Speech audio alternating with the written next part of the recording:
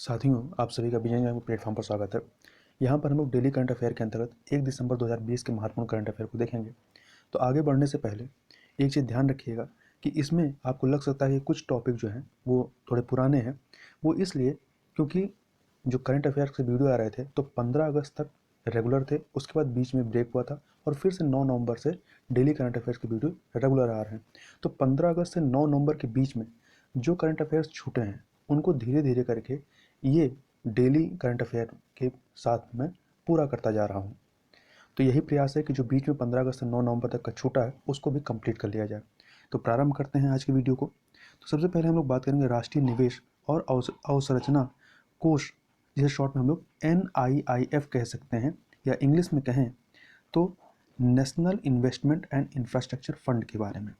तो यह जो आपका टॉपिक है यह आपके GS के प्रश्न पत्र नंबर 3 के तहत जो बुनियादी ढांचा वाला पोर्शन है उसके अंतर्गत कवर हो जाएगा। तो सबसे पहले हम लोग कॉन्टेक्स्ट की बात कर लेते हैं।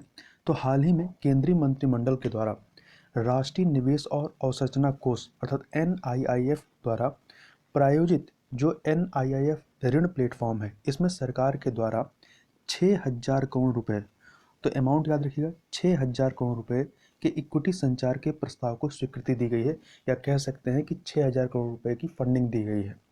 सरकार का यह प्रस्ताव जो है इस महीने की शुरुआत में जो आत्मनिर्भर भारत 3.0 पैकेज घोषित किया गया था उसी का यह हिस्सा है।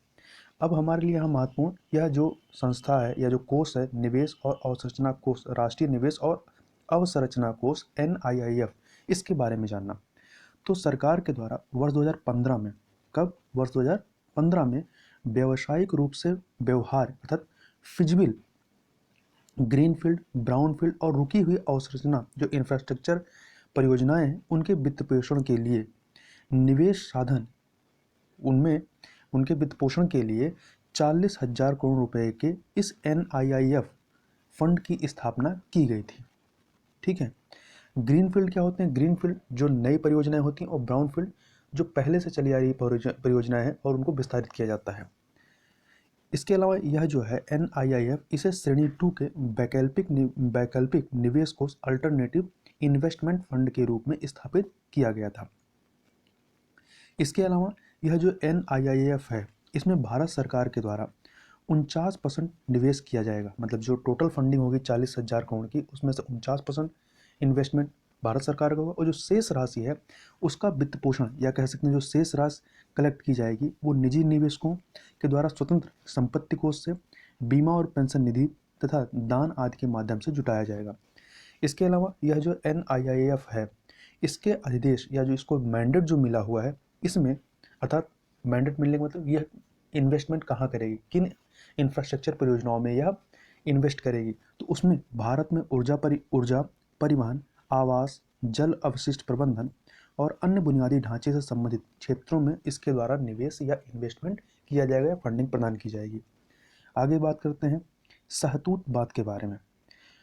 तो हाल ही में भारत सरकार के द्वारा या भारत के द्वारा एक बैठक में अफगान सरकार को काबुल के पास सहतूत बांध के निर्माण में मदद करने पर सहमत जताई गई है। तो याद रखिएगा, तो पूछा जाए कि सहतूत बांध कहाँ पर स्थित है, तो यह आपका अफगानिस्तान में है, जिसके निर्माण में भारत के द्वारा मदद की जाएगी। इस बांध का निर्माण जो है काबुल नदी की सहायक नदी है मैदान नदी, इस मैदान नदी पर किया जाएगा। तो याद रखिएगा किस नदी पर बनाया जा रहा है? मैदान नदी पर, जो कि काबुल नदी की सहायक है। इस बांध से काबुल शहर के 2 मिलियन लोगों को पीने के पानी की आपूर्ति सुनिश्चित हो सकेगी। यदि यहाँ मैप में देखें तो ये आपका अफगानिस्तान का मैप है, यहाँ पे काबुल है और ये आपका सहतूत डैम को दिखाया गया है। तथा अफगानिस्तान के पड़ोसी देशों की बात करें तो अब ये अफगानिस्तान की जो सीमा है ये Bharat, Pakistan, Tajikistan, Uzbekistan, Turkmenistan और ईरान से लगी हुई है, और यह एक लैंडलॉक्ड कंट्री है। आगे चलते हैं, आगे बात कर लेते हैं इस्लामिक सहयोग संगठन, या इंग्लिश में कहें तो ऑर्गेनाइजेशन ऑफ इस्लामिक कोऑपरेशन के बारे में, शॉर्ट में OIC कह सकते हैं। तो यह जो आपका टॉपिक है यह आपके GS के प्रश्न पत्र नंबर 2 के तहत जो महत्वपूर्ण अंतर्राष्ट्रीय संस्थाएं और मंच और उनकी संरचना और उद्देश्य वाला जो टॉपिक है उसके अंतर्गत यह कवर हो जाएगा। तो कॉन्टेक्स्ट यह है कि भारत ने OIC की कड़ी आलोचना करते हुए इसके 47वें council of foreign ministers CFM सम्मेलन, जो कि आपका नाइजर की राजधानी नाइमे में आयोजित की गई थी, इसमें जम्मू कश्मीर के संदर्भ में पारित किए गए अनुचित प्रस्तावों को भारत के द्वारा या भारत सरकार के द्वारा खारिज कर दिया गया है। भारत ने कहा है कि जम्मू कश्मीर शासित प्रदेश सहित भारत के नितांत आंतरिक मामलों में दखल देने के लिए यह जो OIC है, इसको कोई अवस्थित या मतलब कोई अधिकार प्रदान नहीं है, या इसके पास कोई ऐसा अधिकार नहीं है जो हमारे आंतरिक मामलों में यह दखल दे। यहाँ महत्वपूर्ण यह है, यदि प्रश्न पूछा जाए कहीं पे कि OIC की 47वीं जो काउंसिल ऑफ फॉरेन मिनिस्टर्स की बैठक हुई है या सम्मेलन हुआ है, कहाँ पे हुआ है, तो अफ्रीकन कंट्री नाइजर है, उसकी राजधानी नाइमे में। तो नाइजर नाइजीरिया में कन्फ्यूजन हो सकता है, तो याद रखिएगा नाइजर में है ये, उसकी राजधानी नाइमे में हुआ है।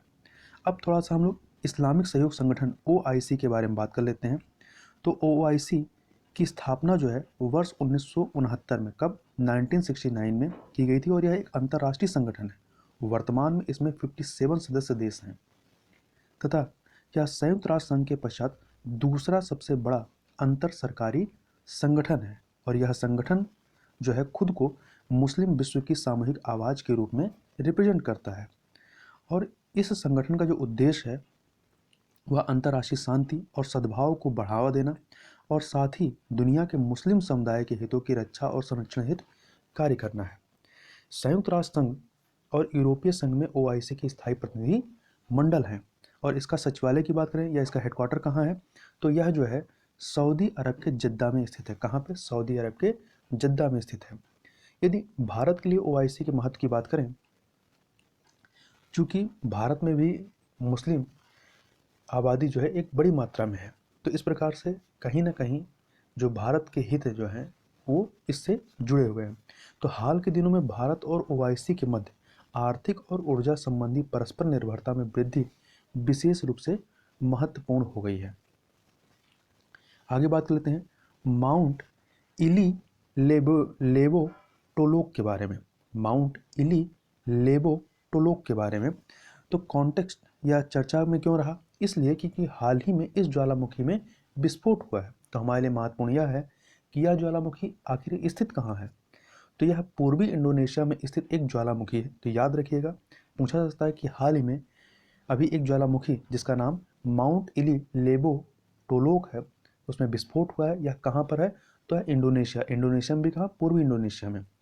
और यह जो है 5423 मीटर ऊंचाई वाला पर्वत, यह जो पर्वत है यह इंडोनेशिया में जावा द्वीप पर जो मेरापी ज्वालामुखी है और सुमात्रा द्वीप पर शिनाबांग ज्वालामुखी सहित वर्तमान में जो 3 प्रस्फुटित ज्वालामुखी रहे हैं या जो सक्रिय ज्वालामुखी रहे हैं उनमें से यह एक है। आगे बात कर लेते हैं जर्मनी में महिलाओं के लिए नए बोर्ड रूम कोटा के बारे में। तो सीधे यह वन लाइनर क्वेश्चन पूछ सकता है कि हाल ही में कहाँ पर महिलाओं के लिए नए वार्ड रूम कोटे की व्यवस्था की गई, किस देश में, तो जर्मनी में। तो यह चूंकि महिलाओं के सशक्तिकरण से संबंधित टॉपिक है, तो यह आपके GS के प्रश्न पत्र नंबर 1 के तहत कवर हो जाएगा। तो कॉन्टेक्स्ट की बात कर लेते हैं।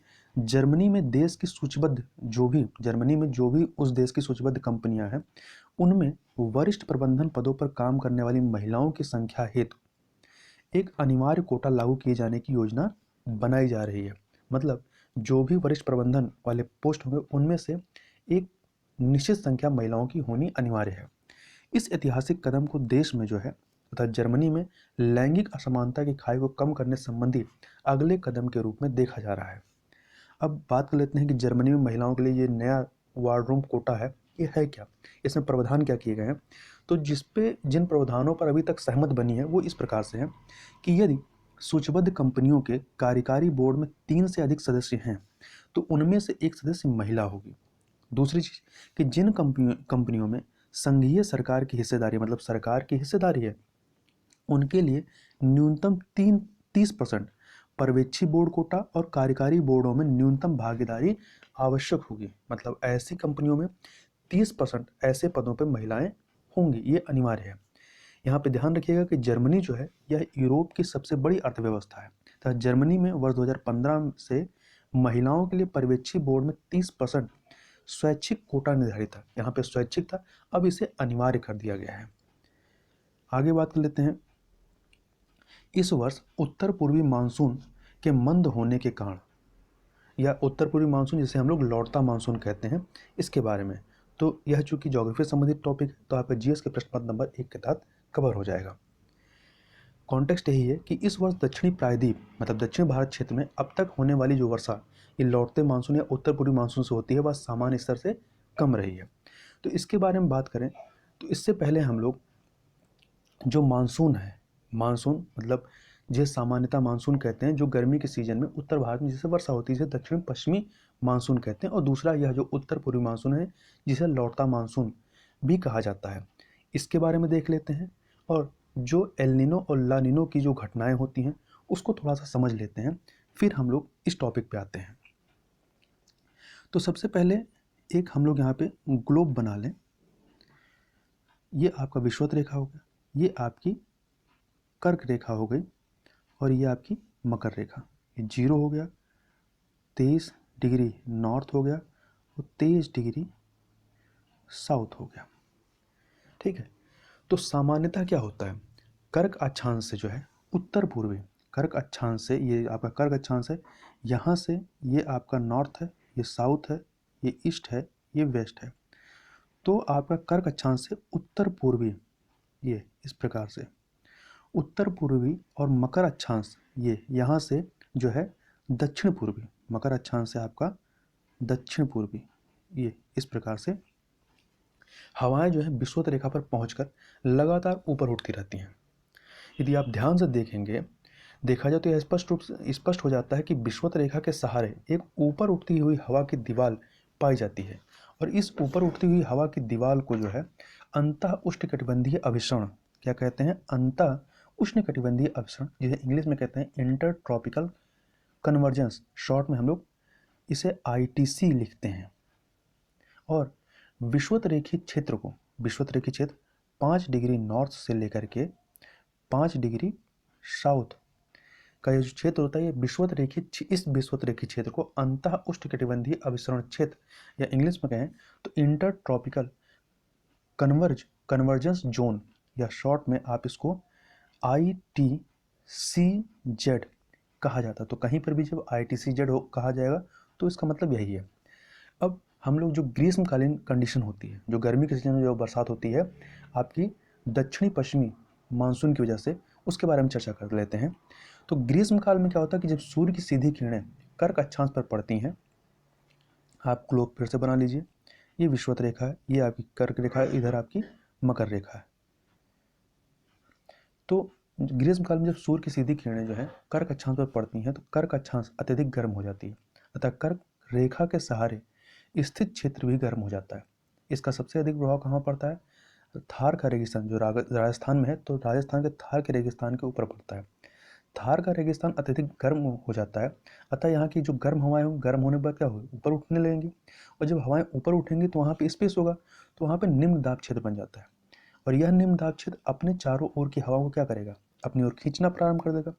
जैसे गर्मी बढ़ती है, इस निम्न दाब क्षेत्र की तीव्रता और ताकत भी क्या होती है, वो बढ़ती जाती है, और यह निम्न दाब क्षेत्र दूर दूर की हवाओं को भी अपनी ओर खींचना प्रारंभ कर देता है।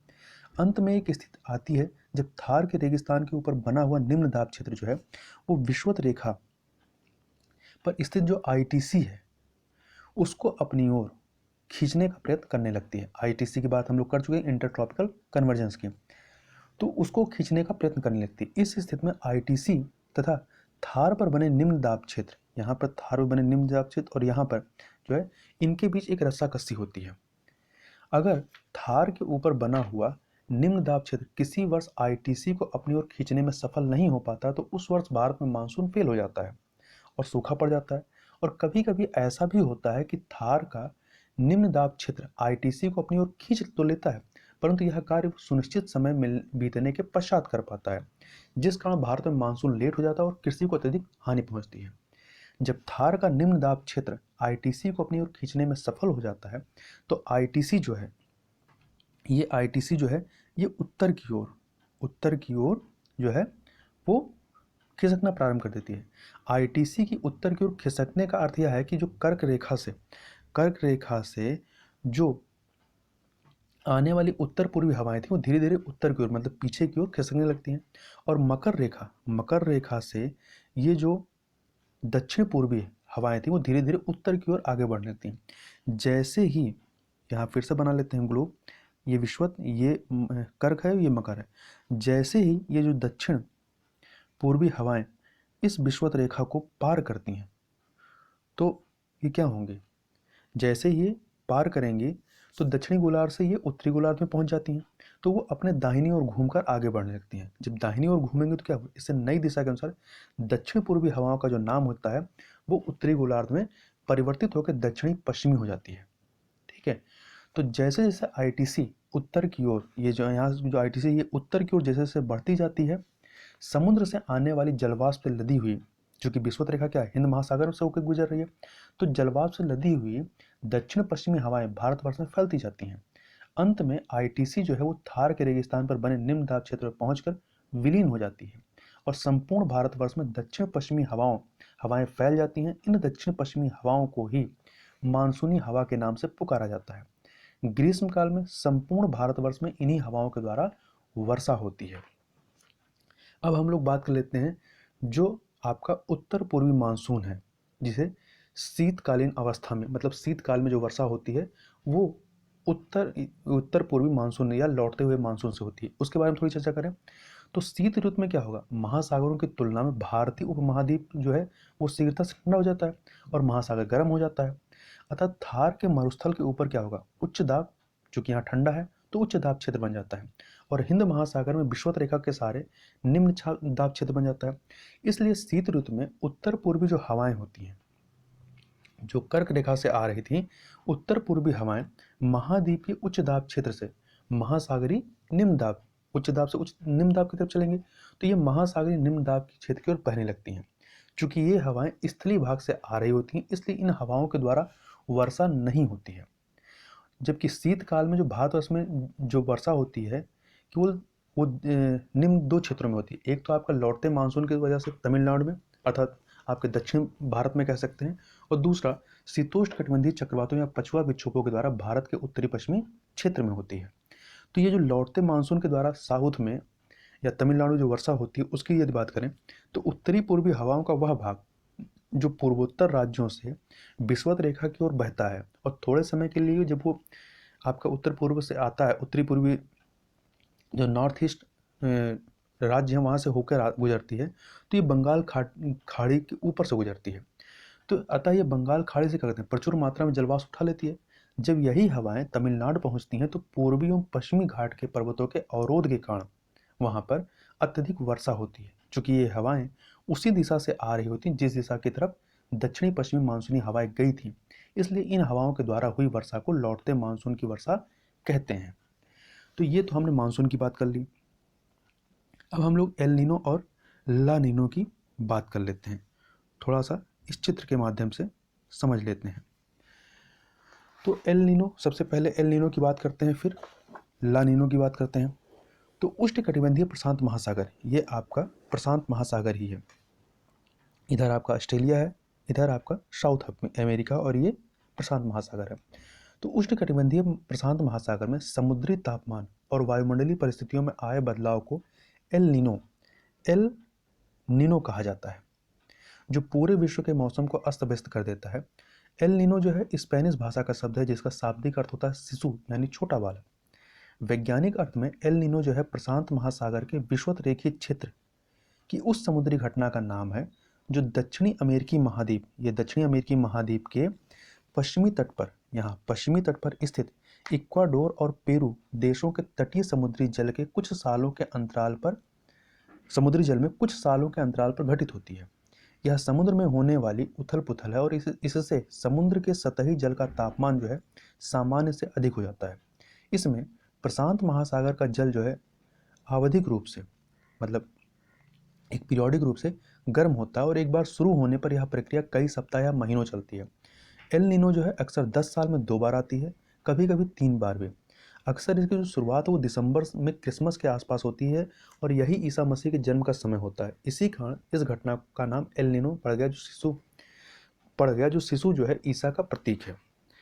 सामान्य स्थिति में देखिए होता क्या है, सामान्य स्थिति में जब कोई इस तरह घटनाएं नहीं होती हैं तो व्यापारिक हवाएं जो हैं वो गर्म सतही जल को जो है यहाँ से दक्षिणी अमेरिकी तट से दूर ऑस्ट्रेलिया की ओर गर्म हवाओं को, ये गर्म जलधारा को क्या है, ऑस्ट्रेलिया की ओर, ऑस्ट्रेलिया और फिलीपींस की ओर धकेलते हुए प्रशांत महासागर किनारे किनारे पश्चिम की ओर बहती हैं तथा पेरू के तट के पास जो है, अब यहाँ पे पहले गर्म था, अब यहाँ से गर्म जो पानी आगे जाएगा तो क्या होगा, यहाँ पे नीचे से पानी आएगा तो यहाँ पे पानी क्या होगा, ठंडा होगा।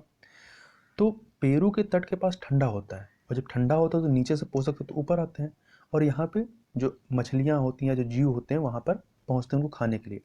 तो ये जो पोषक तत्वों से समृद्ध होते हैं जो कि प्राथमिक उत्पादकों, विविध समुद्री पारिस्थितिक तंत्रों एवं मछलियों के जीवन प्रदान करते हैं, मतलब उनके पास भोजन प्रदान करते हैं। और जब एल नीनो की कंडीशन होती है, एल नीनो के दौरान क्या होता है, व्यापारिक पवनें जो होती हैं, व्यापारिक पवनें मतलब जो जिसे पूर्वा हवाएं भी कहते हैं, पूर्व से बहती हैं, तो व्यापारिक पवनें मध्य एवं पश्चिमी प्रशांत महासागर में शांत होती हैं। इससे क्या होता है कि यहाँ का जो गर्म जल होता है, गर्म जल को सतह पर जमा होने टाइम मिल जाता है, जिसके बाद ठंडे जल के जमाव से पैदा हुए पोषक तत्वों को नीचे खिसकना पड़ता है। मतलब यहाँ पे जो सामान्य दिशा में यहाँ पे ठंडा था, इधर गर्म था, तो यहाँ पे एल नीनो कंडीशन में क्या होता है, यहाँ पे गर्म हो जाता है, तो जो पोषक तत्व थे वो वहाँ पे नहीं आ पाएंगे। तो जब पोषक तत्व नहीं मिलेगा तो वहाँ के जो जीव होंगे क्या होंगे, मरने लगेंगे। तो इससे पोषक तत्वों को नीचे खिसकना पड़ता है और प्लवक जीवों एवं अन्य जलीय जीवों जैसे मछलियों का नाश होता है तथा अनेक समुद्री पक्षियों को भोजन की कमी होती है। इसे एल नीनो प्रभाव कहा जाता है। एल नीनो का यह प्रभाव यह होता है कि वर्षा के प्रमुख क्षेत्र बदल जाते हैं। परिणाम स्वरूप विश्व के ज़्यादा वर्षा वाले क्षेत्रों में कम वर्षा और कम वर्षा वाले क्षेत्रों में ज़्यादा वर्षा होने लगती है। कभी कभी इसके विपरीत भी होता है। उदाहरण के लिए इसके कई सारे एग्जाम्पल, जैसे इंडोनेशिया में 1983 में अकाल पड़ गया था। अब दूसरा जो है ला नीनो, ये तो हमने एल नीनो की कंडीशन की बात की। अब ला नीनो को देख लेते हैं। तो एल नीनो के विपरीत जो होता है, ला नीनो का शाब्दिक अर्थ होता है छोटी बच्ची। एल नीनो में जो है आपका, जो एल नीनो अभी तक हम लोगों ने बात की थी, एल नीनो में समुद्री सतह गर्म होती है, वहीं ला नीनो में क्या होता है, उल्टा होता है, समुद्री सतह का तापमान बहुत कम हो जाता है। यद्यपि सामान्य प्रक्रिया में भी क्या होता था, यहाँ पर पेरू के तट पर ठंडा ही होता था, परंतु ला नीनो में क्या होता है, ये ठंडे वाला जो टाइम है ये काफ़ी समय तक रह जाता है। तो यही कह सकते हैं कि यदि सामान्य प्रक्रिया के तहत पेरू तट की जो समुद्री सतह थी ठंडी होती है, लेकिन यही घटना जब काफ़ी देर तक होती है तो तापमान में काफ़ी गिरावट आ जाती है।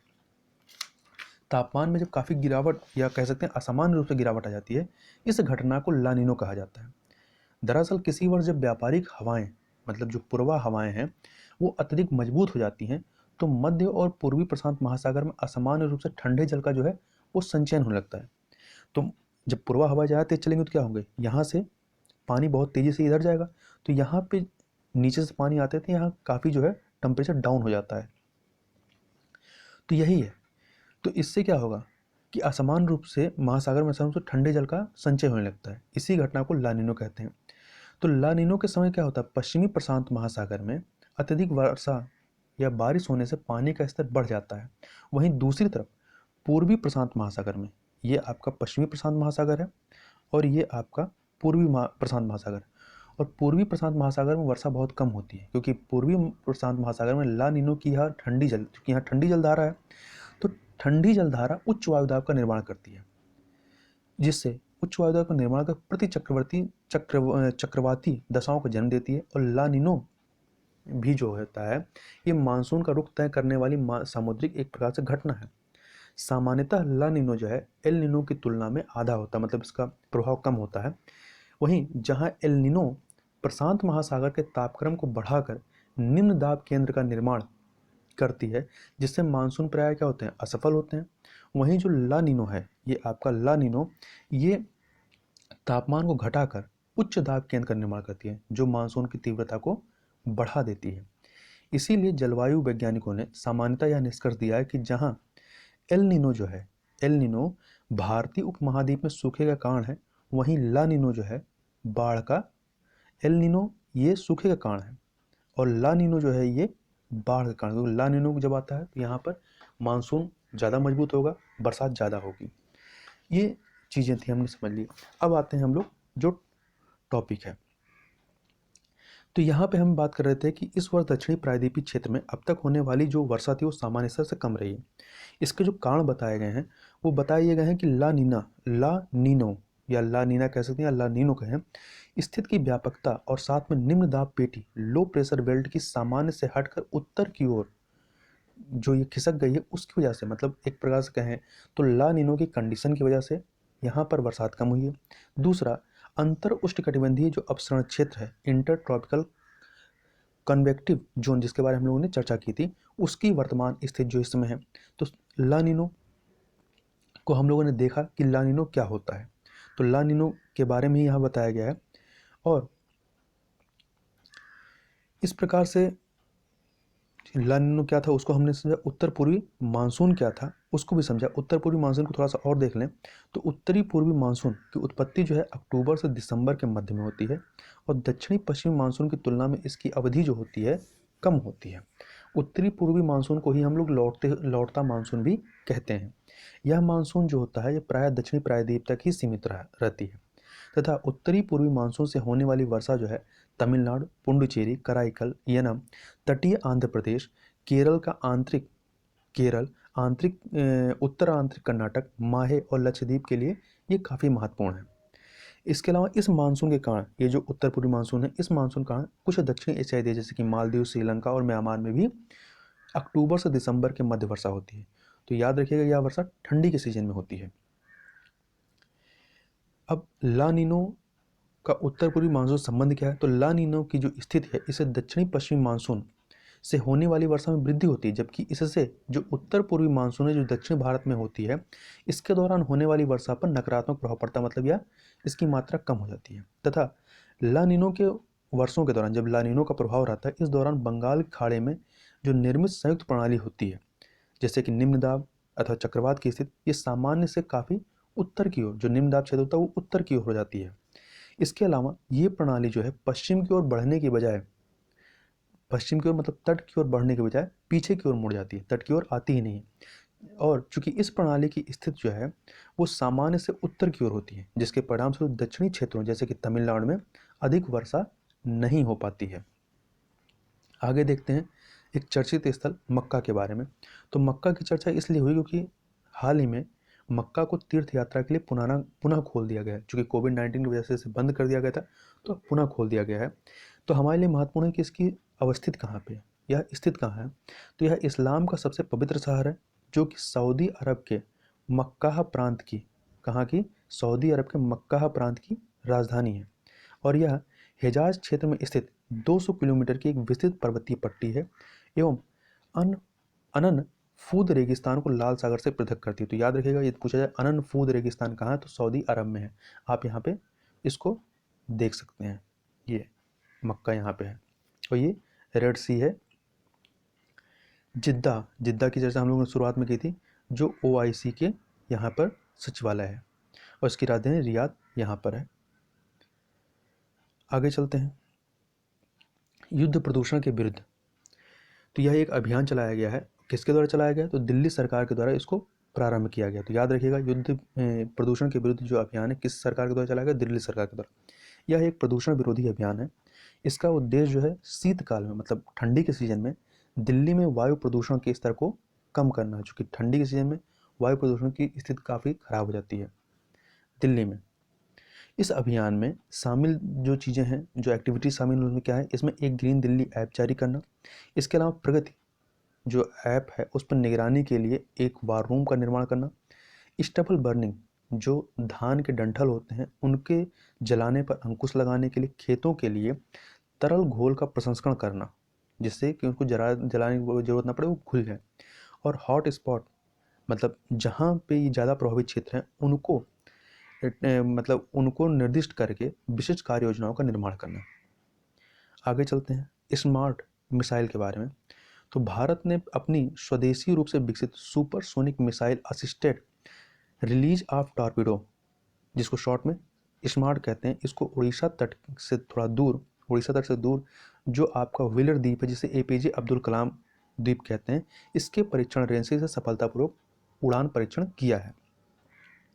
और यह जो है स्मार्ट जो मिसाइल है यह पनडुब्बी रोधी युद्ध क्षमता या इंग्लिश में कहें तो एंटी सबमरीन वारफेयर ASW को स्थापित करने में महत्वपूर्ण तकनीक है। इस प्रकार से जो स्मार्ट है ये क्या है, एक मिसाइल जो एंटी सबमरीन मिसाइल है।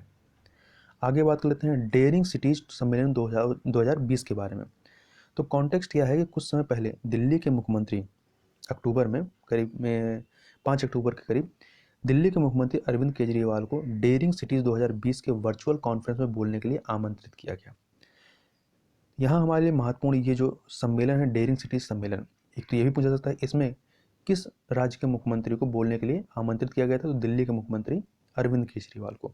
यह भी पूछा जा सकता है कि इसमें प्रधानमंत्री मोदी ने बोला, नहीं, प्रधानमंत्री नहीं, दिल्ली के मुख्यमंत्री ने इसमें बोला था। यह सम्मेलन जो है राष्ट्रीय राजधानी में धारणिता, सस्टेनेबिलिटी एवं जलवायु परिवर्तन के मुद्दों पर उठाए गए कदमों पर केंद्रित है।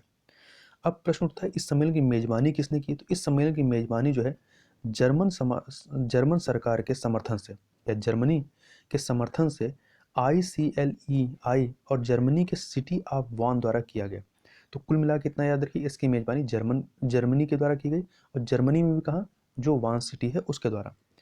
और यह भी ध्यान रखिएगा कि अरविंद केजरीवाल इस सम्मेलन बोलने वाले दुनिया भर के 5 नेताओं में से एक रहे। 5 नेताओं को चुना गया था, उनमें से एक दिल्ली के मुख्यमंत्री अरविंद केजरीवाल भी रहे।